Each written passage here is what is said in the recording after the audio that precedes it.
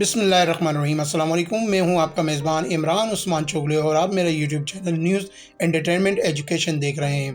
इसी तरह की अहम और बेहतरीन ख़बरों से आगाही हासिल करने के लिए मेरे यूट्यूब चैनल को सब्सक्राइब करें, लाइक करें, बेल आइकन को क्लिक करें। चलें आज की अहम ख़बर की जानिब चलते हैं। दुनिया के कमोपेश 820 मिलियन लोग ग़िज़ाई किल्लत का सामना कर रहे हैं। कोरोना के बाद रूस यूक्रेन जंग से भी आलमी तौर पर दुनिया ग़िज़ाई अजनास की कीमतों में इजाफे और किल्लत का सामना कर रही है,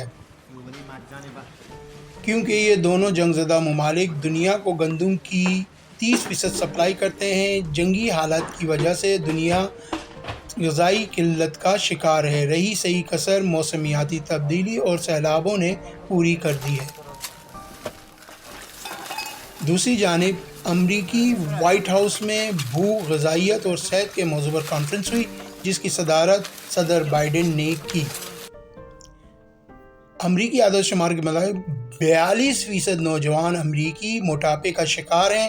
ख़राब खुराक की वजह से मोटापे, शुगर, हाई ब्लड प्रेशर और कैंसर का शिकार हो रहे हैं। US food and drug administration के मुताबिक 80% से ज़ायद अमरीकी सब्ज़ी, फल और डेयरी मसनूआत के बजाय चीनी और चिकनाई और सोडियम का इस्तेमाल कर रहे हैं। सदर बाइडेन ने कॉन्फ्रेंस में कहा कि वो 2030 तक भूख और नाक़िस ग़िज़ा के बायस बीमारियों में कमी के लिए हुकूमत और निजी अस्पतालों और हाईटेक कंपनियों फूड इंडस्ट्री के साथ मिलकर $8 अरब खर्चा करेंगे।